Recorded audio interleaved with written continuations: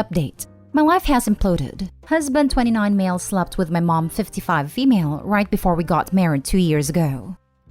Original post. He confessed it to me yesterday out of guilt.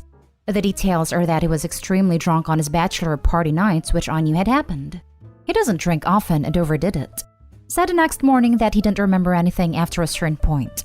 I thought nothing of it. Looking back, I can see how he was acting pretty off, which I assumed at the time was wedding jitters. Now he's told me he did remember coming home that night, which was when my mom, staying with us that week for the wedding, came on to him. He went along with it to the point of ending up hooking up with her in her bed. In fact, he passed out on her bed and was there the whole night. My bachelorette party was the same night, and I came home around 3 a.m. to see he wasn't in our bed. I texted him but assumed he had crashed with a friend, as he'd said he might do that if things got crazy. But he was actually with my mother, right in the room next freaking door. The next morning, he quietly slipped out while I was still asleep. Then opened the door pretending he'd just come home after sleeping off the drunkenness at his friend's. He got into bed with me and told me that lie. As if that wasn't enough, he also initiated intimacy soon after, when he had been banging my mother mere hours before. We got married the very next day. Damn everything. I literally cannot believe this. My mother has a history of trying to flirt with guys I've dated and being inappropriate. Not this bad, but still. My husband knew this. We laughed about it, and he reassured me he would never in a million years think she was attractive. I called her last night. Just said, husband told me everything. She spent several minutes pretending not to know what I was talking about, then denying everything and saying he was making it up, then claiming she'd woken up to my husband forcing himself on her. The sheer audacity of the BS she's capable of is beyond any disgust I can properly convey. I eventually just ended a call. I could not stop crying. She refused to even admit the truth, let alone take any responsibility or apologize. I'm not even worth basic honesty in my own mother's eyes. I'm not even worth a half-baked I'm sorry to her. The person is supposed to love you no matter what. And does she also think I'm stupid? Why keep lying to someone who knows you're lying, unless you actually think they'd fall for your crap? Today I can't cry at all. Everything feels unreal. I'm completely lost and almost feel like I dreamed this or something. I've lost the 2 most important people in my life because they decided that I wasn't as important to them as having a quick hookup. Well, I hope it was the best 10 minutes of their lives. And sure, maybe my husband didn't come home that night with a planned intention of sleeping with her. He probably didn't, and it was just horrible judgment from over-drinking. That doesn't change the fact he and my mom had done it. No one should be able to say that about their spouse. How's that normal? I cannot imagine remaining in a marriage where my spouse has banged my mom, literally 2 nights before our wedding. There's simply no coming back from that, right? No, I will never get over or forgive it. I feel absolutely revolted that for the last 2 years, they've been at family visits together acting more or less normal, with me right there like a stupid clueless fool. There's probably much more I'm forgetting, but maybe it doesn't even matter. I'm just done. My life is gone and I have no idea where I will be next week, let alone next year. We were going to be together for the rest of our lives. Now it's gone. Just like that, I have nothing. What can I do now? How do I possibly explain to the rest of my family why we're divorcing? I am so freaking humiliated. Now for the top advice before reading the update. Okay, so if your mother were telling the truth about him forcing himself on her, why would she be okay with her daughter marrying an offender? My brain cannot compute the awfulness of it all. You deserve better than both of them. Don't be embarrassed. They should both be ashamed, especially your mother. Either the mom's an offender or the husband is. With all the details provided here, it sounds like the mom is. But of course, so many think he's a cheating scumbag. She took advantage of him being drunk. Mom has a history flirting and being inappropriate with Opie's past boyfriends. That's true. The mother absolutely did force herself on him. But instead of telling his wife everything as soon as he realized it happened, he chose not to. He kept up the lie by mission for 2 years. He's not innocent either. Tell everyone the truth. Burn them down. Just got to get ahead of this before the mom pulls some BS and tries to paint herself as the victim. Opie needs to cut all contact with her awful mother, and she needs to tell her family the whole story so they don't try and force her to reconnect. Opie, I'm so sorry. First of all, you don't have to explain to the family if you don't want to. You could say something like it's not working out and we have decided to separate and are not comfortable discussing more. On the other hand, you could just say the truth because if your mom has decided to lie and accuse her husband of raping her, when she knows that is not the truth, mainly due to the fact that she has done that in the past. She could very well lie about why you stopped talking to her, paint you in a bad light, which brings me to my next point. I think you should cut contact with your mother, at least for now. I know the truth epically sucks, but other people should be warned about this, especially if Opie has other siblings. Either the mom or the soon-to-be ex-husband is an offender. If this isn't aired out, it could happen again to someone else. And now for the update. My actual update will be brief, but I first want to thoroughly address what you guys said on my first post. I read every single comment. I guess skip to the bottom if you just want to know the update. Most of you were pointing out that it sounded like my husband was too drunk to consent, meaning she violated him. When I spoke to him again after reading all of that, I asked him carefully if he felt that she took advantage of his drunkenness. There was a long pause. He sighed and gave me this look that was just full of guilt and sadness, and then basically said no, that it would be easy to go with the out I was giving him, but that I deserved the full truth. He then proceeded to tell me that before that night, they had been ex-thing for several months. He had not told me this the first time he confessed. He went on to tell me more, explaining that he left this out because the biggest issue was the actual cheating, and he hadn't wanted to hurt me by giving all the lead-up details. He only gave them this time out of some remaining sense of honor, I guess. He said it'd be even more of a coward if he misleads me to think it was without consent. So I guess he's not as much of a liar as he could be. Don't know how to feel about that. Anyway, they had been ex-thing, including exchanging nudes, for a few months before the wedding. Now, I had known they texted sometimes. They always had a friendly relationship. I hadn't ever suspected anything weird. Like I said in the first post, he'd been adamant that he'd never think of her that way. I trusted him. He can't explain why they started ex-thing beyond he got caught up in the thrill of doing something forbidden. There were implications made about wanting to do things in real life as a one-night thing, should the opportunity even arise. Disgusting. So fast forward to our bachelor/bachelorette party's night. The texting between him and her was going on while he was out that night. So what I said in my first post about how he probably didn't come home intending to sleep with her?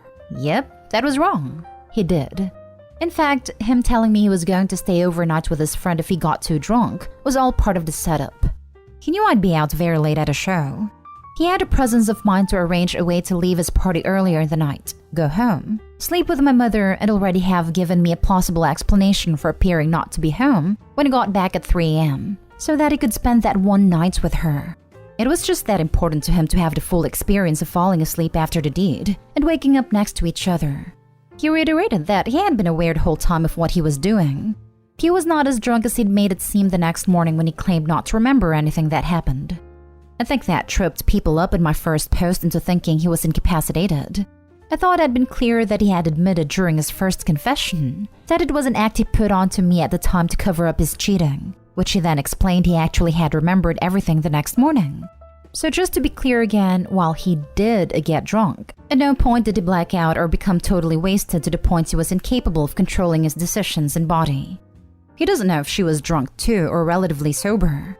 She had mentioned she was drinking when he was out at his party, but he doesn't know how much. He said since that night, he hadn't texted her at all except about logistical details of visits, and one text he sent her the day after. In that one, he said it would never happen again, and she'd lose me if I knew, correct, so she better never let it slip. She agreed. He claims everything between them since then has been a normal mother-in-law relationship. Do I believe that? Doesn't matter. He lied for 2 years and then lied by omission in his first confession about the months-long build-up to the affair. During that time, I was bonding with my mother over wedding planning. She even brought me dress shopping. It's freaking sick. I'd be misplaced to not acknowledge his integrity around the R thing. He told me it'd be easy to run with that in order to keep me, and said if that's how it happened, I would stay with him. But that had already betrayed me. He wouldn't be able to live with himself if he made a false claim about something so serious instead of taking responsibility. Well, that is the only part I respect him for. As for my mom, nothing. Not a word from her since this weekend. Fine by me. I never want to see or hear from her again. It's almost like she died. I don't have a mother anymore. Some of you ask about my father. He died of health issues in 2010 and my mom had a revolving door of men when I was a teen, but no real relationships. So I don't have a dad or a stepdad either.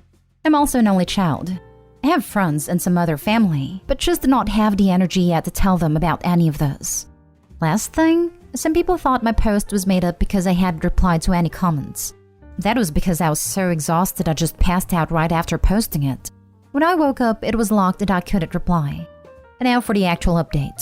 I'm proceeding with divorce and have gotten in touch with an attorney. I've kicked him out of the house and I think has gone to his parents for the time being. Not looking forward to a legal battle whatsoever, but there's no possible way to remain married after this mess. To this day, he doesn't know why he did it.